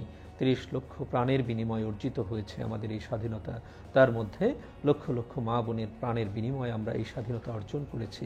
তাহলে সেই মায়ের যে মৃত্যু, অর্থাৎ মুক্তিযুদ্ধে অংশগ্রহণ করে ফিরে এসে নিজ মাকে ফিরে না পাওয়ার যে অভিব্যক্তি, সেটাই এখানে উল্লেখ করা হয়েছে। অর্থাৎ দুইটি দিক থেকে আমরা বিষয়টিকে ব্যাখ্যা করব। এক হচ্ছে নিজ মাতাকে আঁকড়ে ধরে পড়ে থাকলে দেশমাতার মৃত্যু, পরাধীনতা, আর দেশমাতৃকাকে বাঁচাতে গিয়ে অনেকে নিজ মাতাকে ফিরে পাননি, এই যে অভিব্যক্তি, এটা এখানে ব্যাখ্যা করবে। আর শেষ অংশে এসে মূলত স্বাধীন সার্বভৌম বাংলাদেশ প্রতিষ্ঠার যে প্রত্যয়, প্রতিষ্ঠার পরে আসলে সেই স্বাধীন সার্বভৌম বাংলাদেশের যে স্বাধীনতা সার্বভৌমত্ব রক্ষায় আমাদের সশস্ত্র সংগ্রাম, সেটার প্রতি ইঙ্গিত প্রদান করা হয়েছে। পরের প্রজন্মের কাছে এই স্বাধীনতার আহ্বানকে আমরা যেন এভাবেই যুগ যুগান্তে পৌঁছে দিতে পারি, সেটাই হচ্ছে এই কবিতার বিষয়বস্তু। আরেকটা মুক্তিযুদ্ধ ভিত্তিক কবিতা হচ্ছে আমাদের নুরুল দিনের কথা মনে পড়ে যায়। সেখানে আমরা দেখব যে একটি প্রতিবাদী চেতনার নায়ককে এখানে কবিতার কেন্দ্রে অবস্থান নিতে আমরা দেখি, অর্থাৎ নুরুল দিন, যিনি ছিলেন একজন কৃষক নেতা। নীলকরদের যে অত্যাচার, সেটার বিরুদ্ধে তিনি বিদ্রোহ ঘোষণা করেছিলেন। রংপুরের সমস্ত কৃষক সমাজকে তিনি একত্রিত করতে পেরেছিলেন, এবং তিনি হচ্ছেন মুক্তিযুদ্ধের সময়ে আমাদের প্রেরণা। অর্থাৎ রংপুরে নুরুল দিন 1189 সনে যে প্রতিবাদ গড়ে তুলেছিল, একটি পূর্ণিমার রাতে তিনি সবাইকে ডেকে বের করেছিলেন যে জাগোবাহে কণ্ঠে সবাই, তার আহ্বানে সবাই বেরিয়ে এলো। তিনি বলছেন, গোল হয়ে আসুন সকলে, ঘন হয়ে আসুন সকলে, আমার মিনতি আজ স্থির হয়ে বসুন। এই যে সবাই গোল হয়ে আসলো, ঘন সন্নিবিষ্ট হয়ে একটি সমবেত জনতার উদ্দেশ্যে, তখন দেখো নুরুল দিন যেভাবে সবাইকে অনুপ্রাণিত করে সেই নীলকরদের অত্যাচারের বিরুদ্ধে সবাইকে সম্মিলিত প্রতিবাদ জানাতে, ঐক্যবদ্ধ করতে, তিনি যে একত্রিত করতে সক্ষম হয়েছিলেন, সেই প্রতিবাদী চেতনার নায়ককে, প্রতিবাদী প্রেরণার নায়ককেই এখানে আবারও প্রত্যাশা করা হয়েছে। মুক্তিযুদ্ধের সময় কোনো একটি পূর্ণিমা রাতকে কেন্দ্র করে কবির মনে এই অভিব্যক্তির সৃষ্টি হয়েছে। দেখো, নীলক্ষা আকাশ নীল, হাজার হাজার তারা ওই নীলে, এবং সেই নীল আকাশের নিচে যে দেশটি অবস্থান করছে, সেটি একটি বিধ্বস্ত ভূমি বলতে পারো, যেটা একটা বিশেষ শব্দের দ্বারা কবিতায় প্রকাশ করা হয়েছে। নদী নষ্ট, বীজ নষ্ট, বড় নষ্ট যখন সংসার, অর্থাৎ নষ্ট ক্ষেত, নষ্ট মাঠ, নদী নষ্ট, বীজ নষ্ট, বড় নষ্ট যখন সংসার। এই নষ্ট শব্দটির দ্বারা মূলত পাকিস্তানি বর্বরতায় যে বিধ্বস্ত বাংলাদেশ, সেটাকেই ফুটিয়ে তোলা হয়েছে। সেই বিধ্বস্ত বাংলাদেশের দাঁড়িয়ে নুরুল দিনকেই আমরা প্রত্যাশা করেছি প্রতিবাদী চেতনার নায়ক হিসেবে। কারণ বারবার দেখবে কবিতা একটা লাইন এসছে, নুরুল দিনের কথা মনে পড়ে যায়। কখন মনে পড়ে যায়? যখন শকুন নেমে আসে সোনাল বাংলায়, যখন নুরুল দিনের কথা মনে পড়ে যায়, যখন আমার এই দেশ ছেয়ে যায় দালালের আলখাল্লায়। নুরুল দিনের কথা মনে পড়ে যায় যখন আমার কণ্ঠ বাজেয়াপ্ত করে নিয়ে যায়। এই যে অভিব্যক্তি, অর্থাৎ আমার বাক স্বাধীনতাকে হরণ করা হচ্ছে, আমার ভাষার অধিকারকে কেড়ে নেওয়া হচ্ছে, তখন যে নুরুল দিনের কথা মনে পড়ে যায় যখন ইতিহাসের প্রতিটি পৃষ্ঠায় এ আমার দেহ থেকে রক্ত ঝরে যায়, অর্থাৎ আমারই দেশের মাটি রঞ্জিত হচ্ছে যখন আমার দেশের মানুষের রক্তে, তখন সেই প্রতিবাদী নায়ককে আমাদের মনে পড়ে। এই যে অভিব্যক্তি, এজন্যই কবি প্রত্যাশা করেছিলেন যে মুক্তিযুদ্ধের সময়ও এরকম একটি পূর্ণিমা রাতে এরকমই একজন প্রতিবাদী নায়ককে আমাদের প্রয়োজন, যিনি এসে সমস্ত মানুষকে, দেশের মানুষকে একত্রিত করবে, নুরুল দিনের মতো একটা প্রতিবাদী চেতনায় সবাইকে উজ্জীবিত করবে, জাগিয়ে তুলবে। এগুলো ছিল তোমার মোস্ট ইম্পর্টেন্ট কবিতা। আরেকটা কবিতা আমরা একটু আলোচনা করে দিয়ে আমাদের কবিতা পর্ব শেষ করব, সেটি হচ্ছে লোক লোকান্তর, আল মাহমুদের কবিতা। এখানে একটা ভুল বোঝাবুঝি আমাদের মধ্যে আছে, অর্থাৎ লোক লোকান্তর বলতে আমরা আসলে কি বুঝি? লোকান্তর বলতে অনেকেই আমরা ধারণা করে নেই যে এটা হয়তো পরকালকে বোঝাচ্ছে, যেটা মোস্ট ইম্পর্টেন্ট প্রশ্ন। অধিকাংশ শিক্ষার্থীর এখানে একটা ভুল বোঝাবুঝি আছে।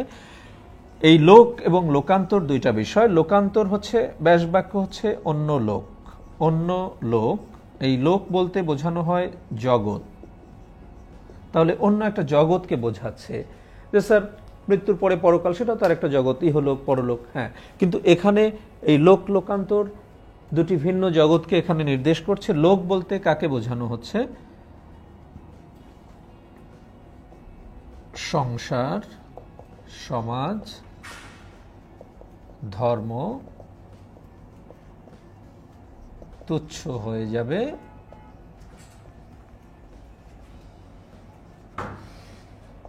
লোকালয়। তাহলে সংসার, সমাজ, ধর্ম, লোকালয়, এই যে অভিব্যক্তি, এটা হচ্ছে লোক।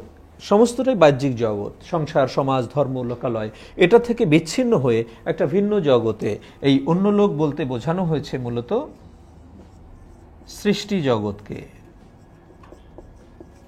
তাহলে লোকান্তর মানে পরলোক নয়, পরকাল নয়, লোকান্তর হচ্ছে সৃষ্টি জগৎ। হ্যাঁ, তাহলে এটা যেন আমরা ভুল না বুঝি, এটা নিয়ে তোমাদের সবচেয়ে কনফিউশন। অর্থাৎ এটা একজন কবির অভিব্যক্তি, যে একজন কবি কোন প্রেক্ষাপটে দাঁড়িয়ে একটি কবিতা লিখবেন। যখন বাহ্যিক জগৎ থেকে তিনি সম্পর্ক ছিন্ন করবেন, তখন তিনি কবিতার জগতে প্রবেশ করবেন। এই সময় দেখো তার মধ্যে এক ধরনের বেদনাবোধ, বিচ্ছিন্নতাবোধের বেদনা তাকে ভারাক্রান্ত করবে, কিন্তু সেই বেদনাকে তিনি ভুলে যাবেন যখন তিনি কিছু একটা সৃষ্টি করবেন, যেটা আমরা কবিতায় পেয়েছি শেষের দিকের লাইনগুলোতে। যখনই উজ্জ্বল হয় আমার চেতনার মণি, মনে হয় কেটে যাবে, ছিঁড়ে যাবে সমস্ত বাঁধনি। কিসের সঙ্গে? সংসার, সমাজ, ধর্ম তুচ্ছ হয়ে যাবে লোকালয়।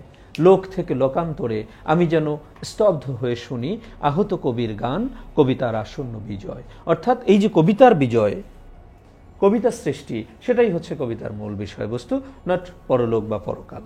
এটা অনেক গাইড নোটে এভাবেই লেখা আছে পরকাল, কিন্তু তোমরা ওটাই গাইড করে লিখে দাও, তাহলে কিন্তু বিপত্তি আছে।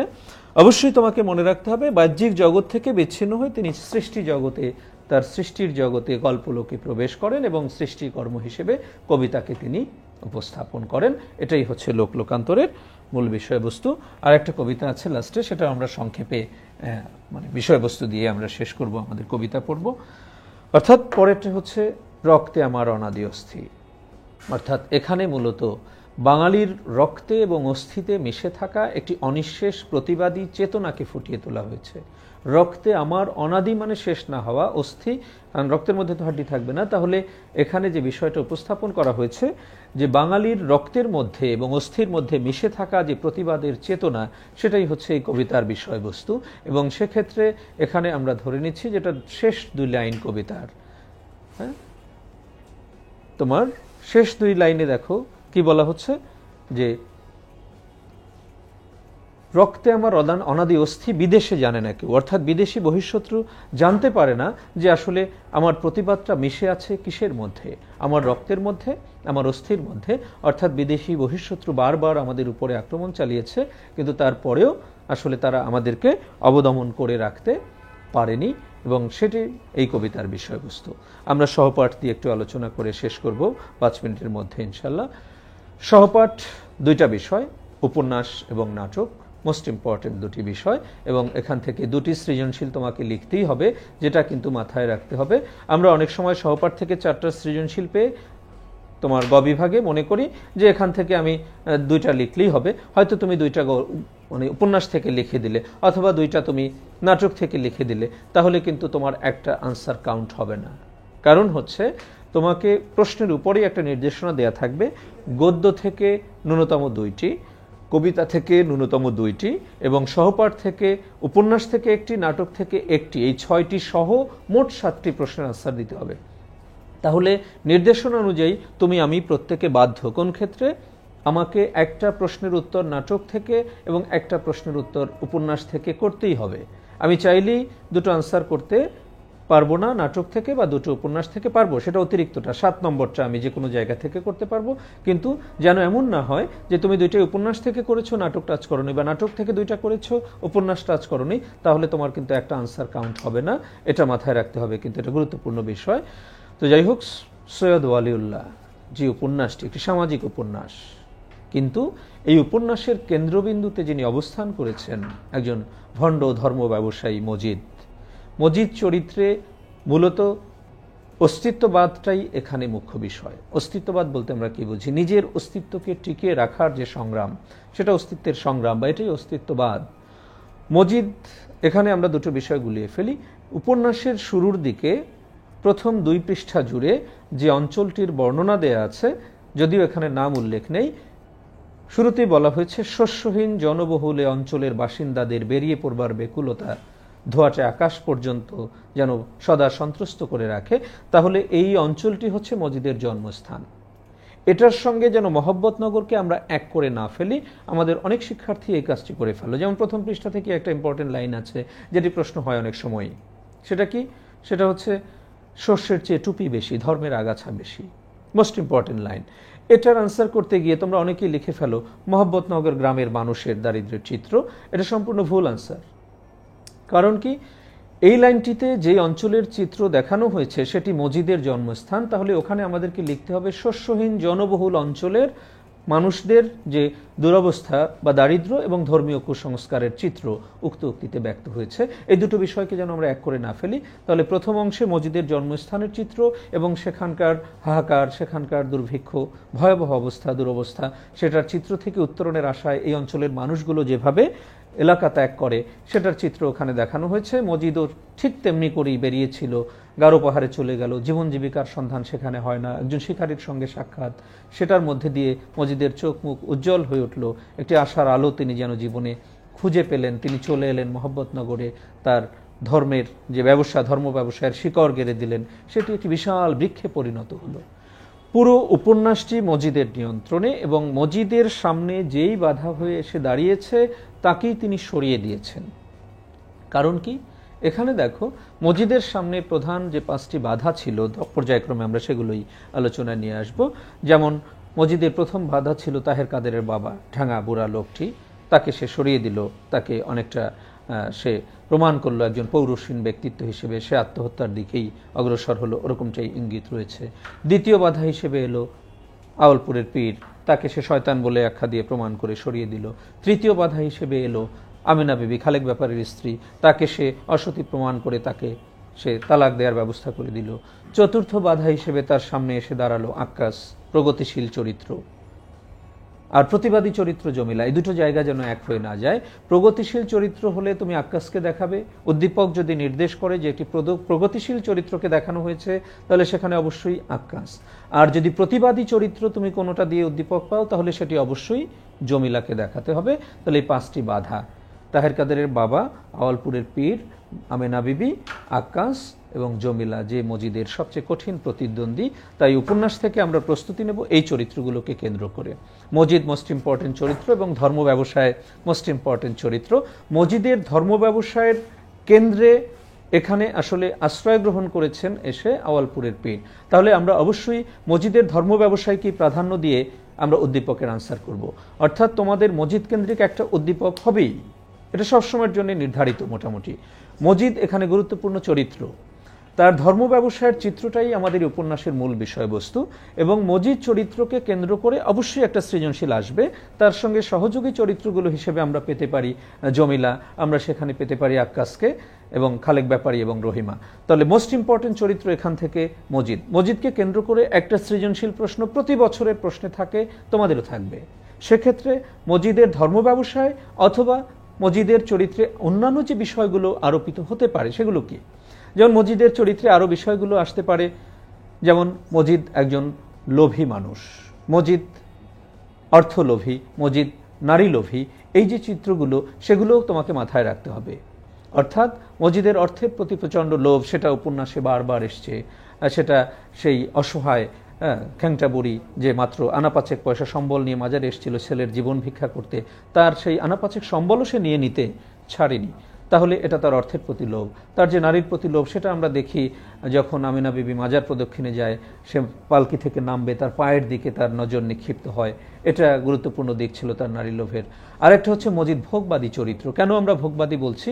মজিদ আসলে জমিলাকে যে বিয়ে করেছিল, একটা ছোট্ট শিশুর বয়সী, তার মেয়ের বয়সের থেকেও কম বয়সী একটি মেয়েকে, সেটা তার ভোগের সামগ্রী হিসেবেই সে আসলে ব্যবহার করেছে, যেটা উপন্যাসে আমরা পেয়েছি এভাবে যে জীবনকে সে উপভোগ করে যেতে পারেনি। জীবন উপভোগ করতে না পারলে কিসের ছাই যশ মান সম্পত্তি, এই যে অভিব্যক্তি, এটা ভোগবাদী মজিদকেই আমাদের সামনে উপস্থাপন করে।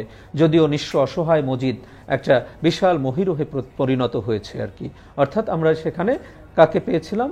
মজিদকে, যে এখন সে ঝড়ের মুখে উড়ে চলা পাতা নয়, সচ্ছলতায় শিকড় গাড়া বৃক্ষ। এই অভিব্যক্তিটাই এখানে মজিদ চরিত্রের প্রধান বিষয়বস্তু। চরিত্রগুলো তুমি তোমার ভূমিকা অংশে, চরিত্র সৃষ্টি অংশে দেয়া আছে, ওখান থেকে দেখে নেবে 9 পৃষ্ঠা থেকে 12 পৃষ্ঠা পর্যন্ত মোস্ট ইম্পর্টেন্ট বিষয়। আমরা নাটকের প্রসঙ্গ দিয়ে 2-1 মিনিটে আমরা ক্লাস শেষ করব ইনশাল্লাহ, তোমরা উপকৃত হবে। নাটক সিরাজউদ্দৌলা মোস্ট ইম্পর্টেন্ট চরিত্র, কারণ হচ্ছে সিরাজউদ্দৌলার দেশপ্রেম এবং এর বিরুদ্ধে যে গভীর ষড়যন্ত্র আমরা এই নাটকে দেখতে পেয়েছি, এবং সেই ষড়যন্ত্রকারী হিসেবে প্রথমেই যার নামটি আসবে তিনি অবশ্যই মীর জাফর এবং ঘসেটি বেগম, যারা প্রাসাদ ষড়যন্ত্রের মধ্যে দিয়ে, অর্থাৎ সিরাজউদ্দৌলার কাছাকাছি অবস্থান করেও যারা আসলে হীন ষড়যন্ত্র বাস্তবায়নে তৎপর হয়ে উঠেছিল, এবং সেটাই এই নাটকের মূল বিষয়বস্তু। তাহলে সিরাজউদ্দৌলা তোমাদের জন্য মোস্ট ইম্পর্টেন্ট চরিত্র। সিরাজকে কেন্দ্র করে, মূলত সিরাজউদ্দৌলার দেশপ্রেম, সেটাকে কেন্দ্র করে একটি উদ্দীপক আমরা পেতে পারি। আর পাশাপাশি প্রাসাদ ষড়যন্ত্র হিসেবে আমরা পেতে পারি মীর জাফরকে, আমরা ঘসেটি বেগমকেও একই সঙ্গে পেতে পারি। তো যাই হোক, আসলে 2 ঘন্টার ক্লাসে বাংলার সিলেবাস শেষ করা খুব কঠিন কাজ। তো আমরা চেষ্টা করেছি গুরুত্বপূর্ণ টপিকগুলোকে আলোচনায় নিয়ে এসে সংক্ষেপে একটা আলোচনা। তোমাদেরও পড়ার সময় এখনও একদিন আছে। আমি মনে করি যে আমরা যেই সংক্ষিপ্ত আলোচনাগুলো করলাম, এগুলোকে মাথায় রেখে তুমি যদি শেষ দিনের প্রস্তুতিও গ্রহণ করতে পারো, তাহলে অবশ্যই একটি ভালো ফল আমরা পেয়ে যাব ইনশাল্লাহ। আমাদের যে ত্রুটিগুলো রয়েছে, আমাদের যে অনেক জিজ্ঞাসা, হয়তো যে বিভিন্ন সময় আমি আমার শিক্ষার্থীর কাছ থেকে যেই প্রশ্নগুলো রিসিভ করি, সেগুলোর আলোকেও আমি চেষ্টা করেছি তোমাদের এই ঘন্টা 2-এর একটা সংক্ষিপ্ত সময় তোমাদের সঙ্গে কাটাতে। তো আমি অবশ্যই 10 মিনিট স্কুল কর্তৃপক্ষকে আন্তরিক ধন্যবাদ জ্ঞাপন করতে চাই, কারণ হচ্ছে এরকম একটি প্ল্যাটফর্মে তোমাদের সবাইকে একত্রে সামিল করেছেন, এবং আমি অবশ্যই গর্বিত যে আমি এখানে একটা লাইভ লেকচারের সুযোগ পেয়েছি। আমি রবি এবং 10 মিনিট স্কুল এর এই মহতি উদ্যোগকে স্বাগত জানাচ্ছি। তোমাদেরকে আবারও স্মরণ করিয়ে দিতে চাই যে অবশ্যই সময়ের মধ্যে লেখা শেষ করতে হবে, হ্যাঁ, এবং 7টি সৃজনশীল, যেভাবে আমরা বলেছি যে জ্ঞান, অনুধাবন, প্রয়োগ, উচ্চতর দক্ষতা, এটা মেনটেন করে তোমরা একটা ভালো প্রস্তুতি নিয়ে ইনশাআল্লাহ পরশুর পরীক্ষায় অংশগ্রহণ করবে। সবার জন্য শুভকামনা থাকলো। শুভরাত্রি। ধন্যবাদ সবাইকে। আসসালামু আলাইকুম।